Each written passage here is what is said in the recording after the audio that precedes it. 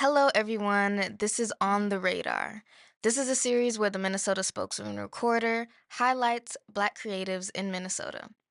Today, we have a singer and educator, Jamela Pettiford. You got it. Yes, good to see you, Miss Good to Ellis. see you too. Yes. Now, to get us started, hmm what's your introduction for yourself? Tell us what you do and what your mission is. Yes. Well, my name is Jamela Pettiford, and I am a Rondo born native. I have done many things throughout my life. I've had the honor to be able to do many things, focusing really on enhancing people, really on encouraging people, whether that's through song, writing stories, putting together curriculums, teaching and facilitating classes, playwrights, theater. So I've had the honor of being able to use all of my creative gifts to really enhance and encourage and edify the community in various different ways. And so yeah, so I have to say, as an educator, I've been able to teach what I have mastered, and I've been able to learn. Many of our children have some of the brightest minds, and so I've gotten a chance to not only work with them, but then see them grow up. Ah, So, you began singing at 4 years I old. did. And so when did you realize that it's not something that, you know, your mom just told you to do, but it's something that you wanted to do? Well, everybody has their particular aha moment, and I did have mine. As a child growing up, we were always in church. And so singing at church, being a part of the church choir, the children's choir, I was 2 and 3 years old standing up there singing our songs and trying to remember the words. And I remember one time at church, I had a lead to a song. And as I'm standing in front of the church, I forget every word to the song. And I had one of those dads who was like, "Do not come up in here and embarrass me, Mhm. okay? Because you had better sing like you know how to." And I learned how to freestyle, like right then and there. Like I knew what the song was about. And so I just made up the words based upon the scripture that the song was from. And I must have been like maybe 9 or 10 years old. But at that time, I began to learn it's something that I wanted to do as well. And then there was another time when we were watching Imitation of Life. And I think I told you that before. We were watching Imitation of Life, and I seen Mahalia Jackson, just bust out in just beautiful, deep, melodious tunes. And as soon as I heard her sing, "Soon I will be done," I knew. I knew I wanted to sing, and I knew I wanted to sing like that, and I wanted to sing with power and anointing. I knew then. And so I began to sing and wanted to sing. Yeah. Yeah. And how did you come about the other things you mentioned, like playwriting and storytelling? Well, growing up in my household, I grew up with a mother who, and I thank God for my mother. I thank God for her because she was and is a writer. She's an author. She's a storyteller. And growing up in our home, she was always writing stories. She has many children's books and many self-help books. She has a poetry book called The Mudcloth, the stories of life. And so as a child, she was that mother that was like, you better have something ready. If one of our elders asks you to sing, do a scripture, do a poem, you had best be ready to do something. And she would work with us on it. Okay, you didn't say it loud enough. Speak up. No, stand forward. Stand up. Why are you pulling on your clothes? And so I'm grateful now because as a child, I was so annoyed with it because I was like, okay, why do I got to do it again? Because you didn't do it right. You didn't have the lines right. You didn't memorize it. Memorize it. Say it from memory. And now I can go and sing in front of 100,000 people at a Timberwolves game without fear because I had a mother who would drill me and teach me how to do. And so in community and in my church, I was able to sing, I was able to perform, I was able to minister. And from those experiences, I became good. Yeah. Yeah. How did you get into teaching? Teaching was something that I've done for a long time too in various capacities. I started off with teaching, at a shelter for women. and children. I was a part of LISC, Minnesota LISC, Local Initiative Support Corporation, which is an organization that was designed to bring people of color into organizations that claim they couldn't find people of color. Right. And I was working at that time in social services and wanting to work with homeless women and their babies. And so I began to work with this organization that worked with dually diagnosed adults, chemically dependent, mentally ill, long-term homeless. And I was about maybe 23 years old, 22 years old at the time. I just knew I wanted to help someone and I wanted it to be powerful. Well, as I, began to partner with this organization that they placed me with, they within 6 months, before my 1 year was even up, they came to me and they said, "Can we offer you a full-time job? We want you to be here." And I began to create programs for women coming out of poverty.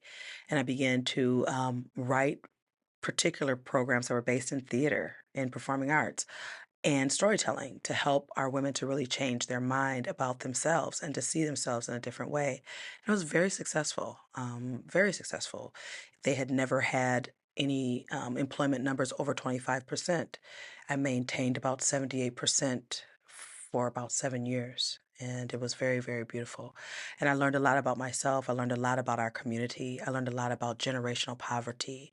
I learned a lot about just what the remedies that are needed to heal us as Black people, particularly Black women and Black children. And so I began to write programs that I saw were missing in a lot of the organizations that I was working with. And of course, under the tutelage of very powerful women and leaders in our community and guided with them. But I began to create my own understanding and programs. And from that, I became extremely successful. So, yeah. Yeah.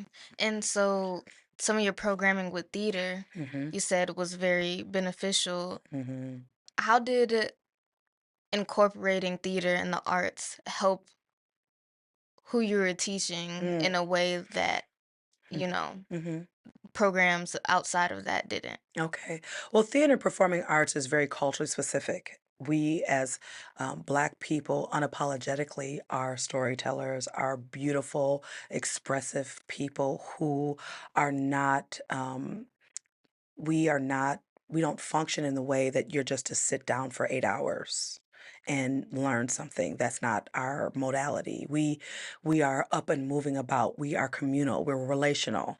And with theater and performing arts, you get a chance to be yourself. And many times when we come into spaces, we are an oddity. We are being looked at or scrutinized. But in theater spaces where you get to tell the story and you get to be the lead role and it's all about you get to be you and you get to do you. And I really call it literacy in action because it truly is an opportunity for us to express ourselves in the unique ways that we do. We are different and that difference is beautiful. And theater and performing arts helps to highlight that difference without shame and judgment. I can be loud and no one's gonna be like, "Be quiet." No, the part requires me to be loud. I can be expressive, and I can roll my neck. Why? Because that's the part requires me to roll my neck, okay? I get to become more of myself by learning how to read the script and becoming someone else. So these are the things that I begin to incorporate in employment services and career services, and, it was wonderful because many times they were it was not interesting, it was not fun, they had to sit down, they had to be quiet, they could not express themselves, they could not get loud, they could not move, and people were like, "I don't wanna go to those classes," and those classes were empty. Miss Jamela's class stayed full. And I even had a boss, and, I thank God for her now, at the time, she irritated me so, but, she was like, "Well, you can't serve food at your classes any longer." I think she thought that people weren't gonna show. And I still had all the residents were showing up to all of my classes. And then they went to the director and they said, "Listen, this is our community. We're going to bring a potluck." And so they started to bring their own food. And she couldn't tell them no about their own food. So really, when you work in a culturally intelligent way and you understand who we are and who we be, and you incorporate those fibers into what it is that you're teaching, people begin to change because they see themselves. And many times when we can't see ourselves, we become dejected and we don't want to participate. And that's why a lot of our children don't want to participate because they don't see themselves anywhere. And then when they do see themselves, they're bad. They're out of order. You're being too loud. Sit down. You can't sit still. You're fidgety. But in theater and performing arts, baby, be fidgety. But what I find is when you get up on stage and it's time for you to use it all, don't be shy now. Because that happens. Like our children will instantly become like, no, speak loud now. You were just in the hallway yelling, hollering, and screaming. Let's use it on stage. So, theater and performing arts has enhanced all of my life. And being at St. Paul Central High School, graduating from St. Paul Central High School, we had one of the best theater programs, I would say, in the nation, led by Jan Mandel, who is a legend and really encouraged me. She was a part of my village. And I'm grateful for powerful women and men who really loved me and showed me how to be proud and to walk in divine dignity, knowing that being who I am is powerfully unique. And so, yeah. Yeah. And speaking about children, I know we talked earlier about us both being at Freedom School, Yes. me as a student and you as a teacher, leader, facilitator in music. Um, Tell us about what Freedom School is and why the incorporation of music on your part was important. Well, Freedom School is an opportunity for Black children to celebrate and be celebrated. And that's why I just absolutely love Freedom School. And I love that it's led by Black men. It is led by Black alpha men, strong Black men in our community who are husbands, who are fathers, who are community men, who are very affirming. I'll never forget one of my first years, and I've been doing Freedom School since 2011, 2012, somewhere in there. I remember the first year we were doing Harambe, and Harambe is a unique celebration experience that happens first thing in the morning where we sing, we shout, we dance, we scream, right? We get all of our jitters out. We read a book, we affirm, we call out, recognitions, I recognize. And I'll never forget a young man was trying to sit still during the time where they're reading a book. And he was having a difficulty sitting still, like he was like ready to just jump up, you could tell. And I'll never forget, one of our brothers just reached out his hand and he just looked at him in the eyes and he just touched his shoulder. And they had a connection at that moment. And the young man did his very best to control his body. And they didn't say a word to each other. That's how powerful Freedom School is because there's not educators that can do that. It's a cultural thing. Truly, you can't be taught that, and no university can teach what that Black man did with that young man right there in that moment. He didn't say a word. He just looked at him in his eyes and basically let him know, sit still. And he was able to because he wanted to, because there was respect there. And so when working with Freedom School, it was an opportunity to really understand that the ways in our idiosyncrasies and our nuances with our children are very powerful. And the reason why people many times want to remove us from school systems is because the power that we have with our children is envied. It's envied. And it can't be duplicated unless it's something you already have. Either you have it or you don't have it. And it's a cultural knowing. And so, yeah, working with Freedom School has been just really a highlight of my life. And every year I write a new play. And the children will put on a new play or we'll do a performance where, like we did with your year that you were there, 2016, 2017, 2018, where we wrote beautiful songs and the children wrote the music and wrote the songs and I helped them, myself and Brandon Still, we put these songs together and they were powerful. And the music videos are still out there on YouTube and you can still watch them. And our children were really speaking about what it meant to love themselves, what it meant to be Black inside their bodies. How does it feel to be in the school system and people see you and don't see you?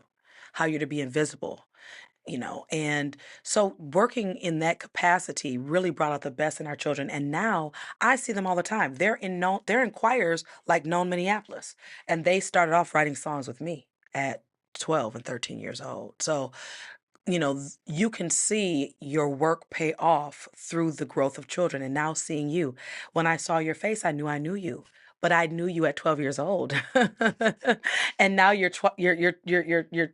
switch the numbers around. You're Yeah. 21, right? And so the beauty of this is that I get a chance to see the seeds of you speaking up and you learning yourself and you loving yourself. And now you have beautiful natural hair and you're a beautiful natural girl who's intelligent, a writer, a thinker, a mover, a shaker.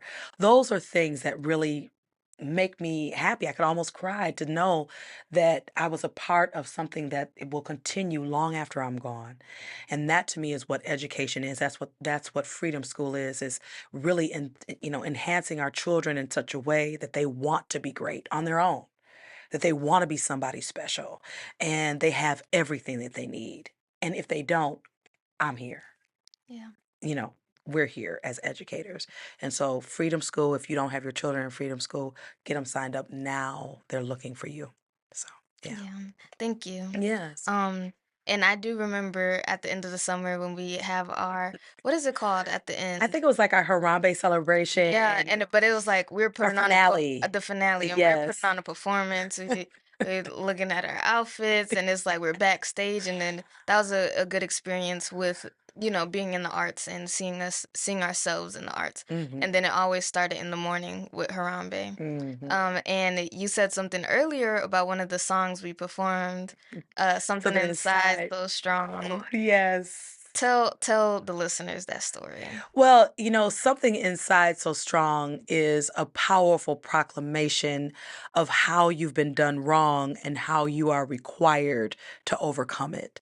And we started off the day with those words reminding us that the taller you build your barriers, the higher you build your barriers, the taller I become.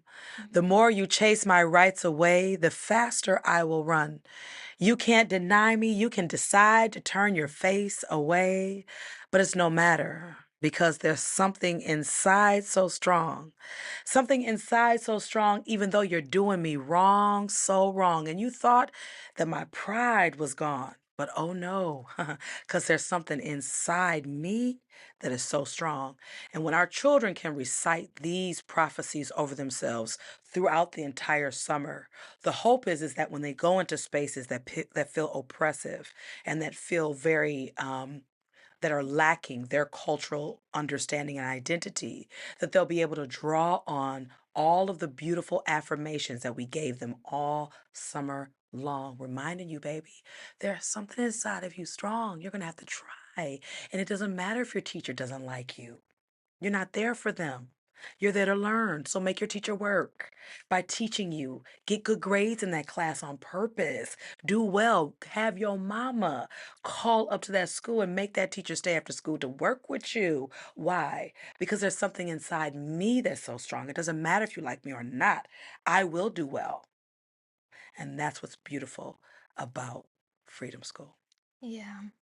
Um, so you said you recently transitioned from teaching full time Mm. to working for yourself. Yes. How is that transition going? What are some of the differences? Well, the difference is that I get to wake up and have coffee and Bible study. No. Um that part, right?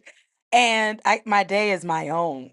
And that is something that I didn't think would happen. Being a young mom, I was my entire adult life, I was a mother at 18. At 18, I became a mom. So I never had a chance to just do life without a dependent. For real. And so I always had a child with me. I always had a little baby, and we were both growing up together. I didn't know anything about being anything. I was trying to grow up past my parents and not listening to my parents and being rebellious too, wanting to do what I wanted to do. So it was a true journey. But what I'm grateful for now is that in those experiences, I was able to gain so much now that I face 50 and my daughter is now grown and I'm a grandmother. I'm able to see, how important it is to decide young that you will be successful in spite of all of the hangups that come your way.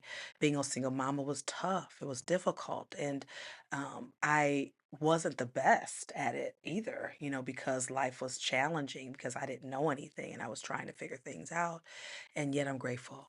I'm still, I wouldn't be, as cultured and as enriched as I am if I didn't go through those times of really having to grow up and learn. So I forget what you asked me, but How's the transition oh, from oh yes. being working for Oh yourself yes, and now? oh yes, and so yeah, so working for others, but then I was a person who had like six different jobs. So like I could sing, I was doing theater, I was working in social work, I was writing programs, I was teaching after school programs. So I was the mom who was like, my daughter was constantly with me, and we were constantly going to place to place. Mhm, And so from that, because I never stayed in one genre, and I used all of my gifts, now I can step back and say, when my father passed away, um, he was required of me to quit my job so that I could take care of my parents. mhm, Seriously, I couldn't be two places at once. mhm, And so moving my mom into my home, I was taking care of her. And I'm like, okay, so how am I going to be able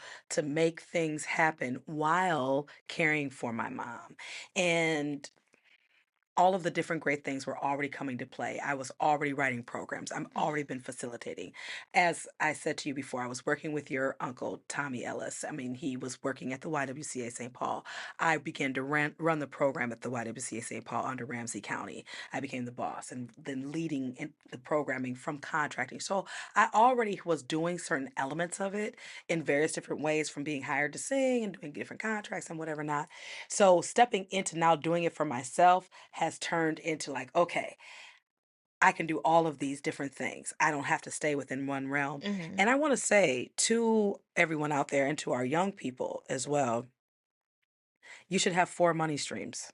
You should have four things that you're good at. You shouldn't just have one income. No. You should have more than one income because there's more than one thing that you're really good at. Seriously. And I call it the legit hustle because you have many different skills, gifts, and abilities. How can they bring in dividends? How can you monetize them in a way that they bless you so that if you were to step away from one or you got tired of one, like, mhm, okay, you ain't gonna talk to me crazy, I'm gone. mhm, So you got the three other. mhm. And so, just as a rule of thumb, I was always taught that by my father is that, Jamela, there's many things you're good at. So don't just keep yourself to just one thing, master them all. So that so when you are ready to switch your life up or transform yourself, you're able to jump into this. I can go on stage and I can do full-time theater, or I can go into social work and I can do full-time social work. I can go into singing and do full-time singing. I can go into classrooms. You see? So because I have through the years for 20 plus 25, 26 years now. I've been doing this. My daughter's 28. I've been doing it since before she was born. So these are great experiences that now are a goulash of me. And so many children, one nation. Yeah. Mhm. What are some other things you can tell aspiring artists? Mm. Really take a chance on yourself and do many different things. Don't stick to just one thing, radio, modeling, acting, theater. I mean, if you can do it, dance. I mean, I'll take an African dance class in a minute and try to shake it. Why? Because I like to dance as well. I'll take a stepping class because I like to step as well. Now that's not my don't don't don't put the camera on me for that, but Uh-huh. at the same time, those are things that I like to expand. So what I would say to artists, any artist that's out there, seriously, is stay on the grind. Don't give up and remain consistent. And one thing I can say about me throughout the years is I've remained consistent. I've remained consistent. I don't always talk about all the different facets that I do, but I am doing them, and I'm mastering them in a way that now when people call on me, they know what to expect. They're like, okay, Mhm. Jamela's going to write this program for us, and she's going to facilitate it. It's going to be powerful, and we can expect these objectives. We can expect these results. Yeah, because I have that to prove it as well. Yeah. So. And when you say that, that makes me think of having a personal brand, Mm-hmm. right? And Mm-hmm. so, and even like I said earlier, like I knew something was you because it said Queen on it, Yeah. right? So, what's some advice for building that brand Okay. or finding out, that one word that describes you or the Mm-hmm. colors or Mm-hmm. things like that? Mm-hmm. Well, I think as you begin to explore who you are and you begin to find your own creativity. And for me, I've always been a larger girl, but I always have liked myself. And I always wanted to dress in a way that really showed people who I was before I said a word. Mhm. Because I truly believe that you teach without even speaking. You can walk into the room, and the way that you carry yourself, people are learning something about you. Mhm. And whether they like you or don't, it doesn't matter because I like me. So if you don't like me, and you're lost because I like me. Mhm. And so whether you're there or not, and so coming into spaces, I know that when I see young women that have larger bodies, I know that they're looking at how I'm dressed and they're admiring that. I'm not just getting dressed for me. Many times my children would ask me, Miss Jamela, you be dressed every day. What you be dressed for? For you, because I want you to see what you want to be. I Mhm. want you to know that you could be just as fly as this every day. You could be sharp to death. You could smell good. You smell good, yes. It beats the contrary. If you hugged me and I was funky, that'd be terrible. You know what I mean? But Mhm. because that's my brand. And so people are like, I've never seen you where you were just like not looking good because that's not my brand. That's not my brand. Coming out looking raggedy is not my brand. Some people can do that and they can come looking all kind of ugly. I can't. Also, with maintaining my body, the way I present myself up on stage as well, I just don't wear anything. If it shows all the contours of my stomach and my backside and it's not appropriate for my shape, I won't wear that because I know that people looking at me, I want them to hear my voice and not the six contours of my stomach. And so these are things that are important to my brand. So I work out. So I make sure that even though I'm a larger person, I'm not out of control. I'm not up there busting loose out of all of my things that I have on, and so these are things that are important to my brand. Also, I'm a natural woman, so you're never going to see me with a lace front glued to my head, not unless I'm doing a part, in a play, because I'm a natural woman. So you're going to see twists, or you'll see braids, or you'll see dreads, or you'll see, cornrows or afro, right? Afro puffs, because that is also my brand. You're not going to ever see me with no blonde wig. Okay, never. You're never going to see me with a blue contacts. Never. That I don't think that's beautiful for us because that's not natural to us. And so a part of my brand is being natural and looking natural and representing in a natural way. Another part of my brand is colors. I like beautiful neck pieces. I love my bracelets every day. You'll see me with my bracelets or with my rings on, with my nails done, right? I don't have to hurry up and go to the nail shop before meeting with you when you're going to take pictures of me because my nails are already done. My clothes are already together. You feel me? So that's important to me. And I pay attention to that when I look at people too. It teaches me who you are. Mhm. If you don't have good hygiene, I know how you are. I know how you function, right? If you just throw yourself together, then I just get that. That's just you. But that's not me. And I'm not judging you, but I just have a different standard of presentation. Mhm. And that will be always. And I also have that expectation of my students too. Mhm. The way you present yourself matters. Mhm. People pay attention to how you present yourself. And people don't come at me off either because they can tell. She takes pride in herself. So they're very careful with even how they approach me because they know I'm not, I'm not that one. And I show that with how I carry myself, right? Mhm. And people are careful too. Mhm. But I teach that without even saying a word. Yeah. And I suspect when people have a certain idea in their head for something and they know that you fit that bill, you get opportunities as Oh, well. big time, big time, big time. People will see me and they're like, "Ah, I love everything about you. I love the way you're fashioned. I love the way you present. I love your power. I need you because that influence is in the room." And so yeah, so that is a part of my brand, it's a part of my ministry, it's a part of my calling. Mhm. Yeah. And so you've been featured in numerous bands and music groups, Yes. and part of different stage productions, as you said. Of all these experiences, which are some of your favorite, or which is your favorite? Hmm. Well, I would say one of my first favorite was I was a part of City Songs, which was a community choir that was led by Kevin Jackson, and I was taught really just how to sing and music and the love of music. Walker West Music Academy too was a part of my musical tutelage. Reverend Carl Walker told me, he said, Jamela, if you can sing hymnals, you can sing anything. And so those were the first that he taught me. He opened up the hymnal book, the old Baptist hymnal book, and he taught me to God be the glory. And he taught me how to sing it right. And I'm grateful for that. And so then, merging into Big John Dickerson. I was 25 when I joined the Big John Dickerson band, and these were men who had sang all over the world, and they needed a young female singer, and then I got inducted into the Country Rock and Roll Hall of Fame. in 2007, Mhm.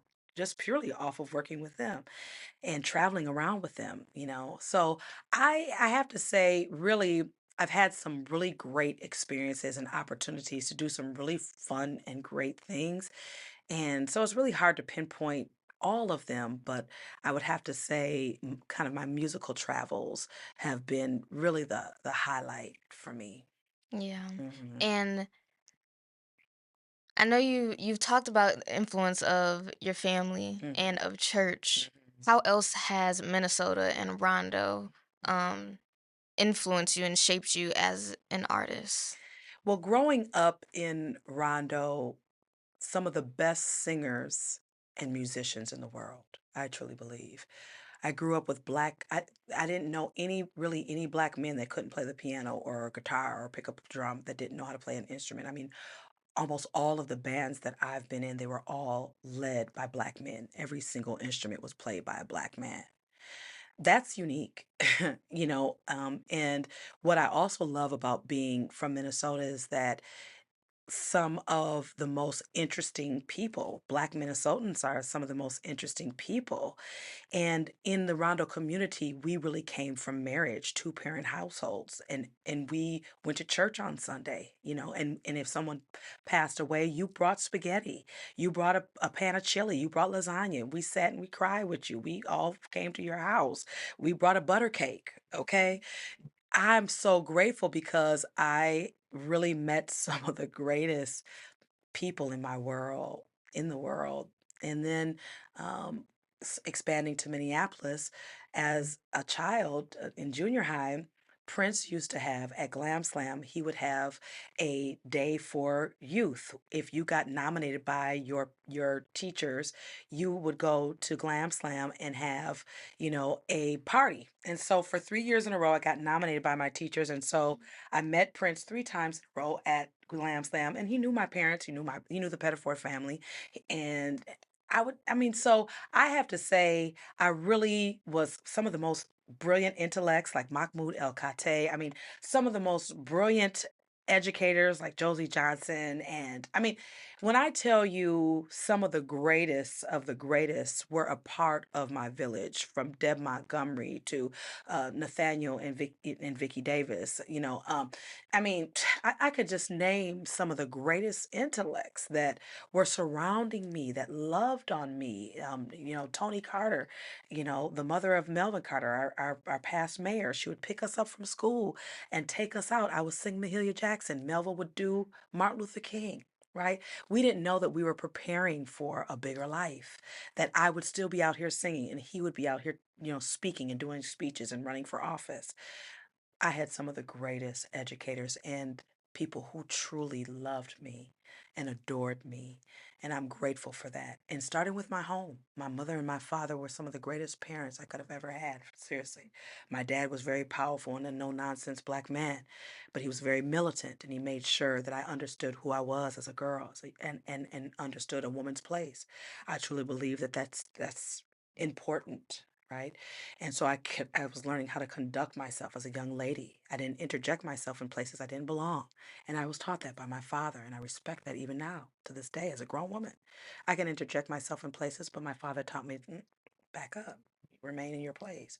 Yeah, so I have to say that, and then my mom, she was very feminine, very beautiful, grew up on a farm in Lindstrom, Minnesota. She was a black farmer and coming from generations of farming.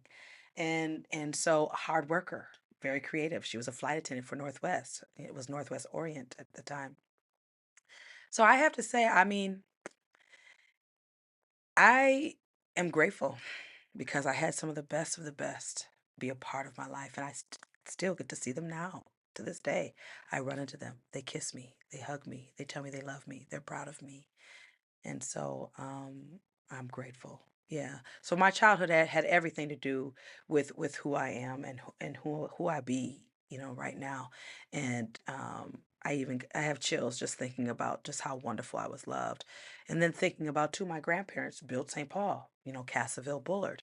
My great great grandfather was a mason and an architect, and he built the golden horses that are on our state's capital. He built several monuments from the St. Paul Library, the St. Paul Hotel. So when I say I'm a Minnesotan, all the way back to the beginning, to the 1800s, brick and mortar. And so I'm honored to be who I am. Yeah. Mhm. What are some of the things that you're working on right now creatively? Well, creatively, I have on Saturday, the February 21st, I have Soul Sister Unplugged, which is an extension of my ministry, my brand, my singing. So it's going to be theater and song and good food and wine. And So yeah, so I have Soul Sister Unplugged. I'm partnering with OMG Studios, another beautiful, brilliant Black woman who does media, and yeah, and so that's the 21st of February. But I also have an album that's going to be coming out. It's called In the Light. It's almost done.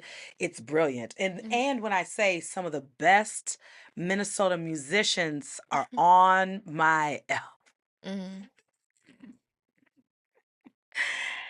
and I have to say, I'm a pretty good songwriter too. And then one of the producers, Prince Walker, so all I can say is that I've been blessed with really, wonderful relationships, and great things are on the horizon. I've slimmed down. I used to be a lot bigger. I've slimmed down, partly because I started to realize when you go through a metamorphosis and you go through a change, it's not about anybody else, it's about you. And all these things can be happening around you, but you have to get quiet and really get, look inside. And so a part of this change is being youthful and being fly and using all my creative gifts. So yeah, so I have many things that are going to be coming up. I've got, like I said, I've written like 15 plays for the youth. So I'm going to be working on tightening those up and highlighting those and doing intergenerational theater and performing arts. Teaching and facilitating still is my jam. I absolutely love doing that and working with our young people. That keeps me fresh. It keeps me in the know of what's going on in the streets, in these theatrical musical streets. So yeah, so I've got a lot of great things that are coming my way, and that I'm building on and working on. And people are watching and people are paying attention, and they're like, okay, I'm gonna be a part of this. I wanna come and see what she got going on. And you Is should. is there a release date for the album? Yes, it's well, May 1st is the release date. My birthday is May the 4th, and I'm gonna have some kind of a week of big shindigs that are gonna be going on. And yes, so May 1st is the release date for the album, and we're on target. We're on target to reach that date. And it's exciting because I have music that's on Spotify, Apple Music, Tidal Music that you can find, but it's not a full album. And then you can find stuff that I've done with I Self Divined and Resma, uh, Dismembered and Unarmed. So I've got music that you can find, and I'm Googleable, as I tell people. Put my name into Google, first and last name, and it'll all pop up. You'll be Hmm. able to see it all. So Yeah. yeah, I saw on your website that your music blends neo soul, hip hop, and gospel. yeah. Is that expected in this album? Oh yes, and I also added a little classical trap. If you could think about classical trap. I'm I'm I'm getting there, I Yeah, think. yeah, it's a classical trap. And so I expanded myself in a little bit by kind of rap singing. It's dope. I mean, it's not just because it's me, Mm. even though it is me. But it's dope because it comes from a different frequency. It's a total different frequency. So when people listen to it, they're gonna be like, Right. yeah, It sounds no, interesting. it I is. can't wait to hear it. I'm elated because I have written music, and I'm one of these people, like, if you put music on, I can just start to freestyle off the dome. Like, I can just start making it up. Seriously, it starts coming to me. And so I've got so many songs that I've done that with and that I've never put out, and I've sat on for like 2, 3, 4, 5 years. Hmm. So now it's just time. It's time now. I'm ready now. I wasn't ready then. There were so many things that were happening in my life, but now the timing is like aligning, and I'm grateful. Yeah. Thank you, Jamela, for being here today. And Oh. listeners, thanks for listening. Mhm. And if you are a creative or you know a creative, please make sure to vote for our next featured on the radar guest. We'll be back next week with another person just as creative, inspiring, and wonderful. Yeah.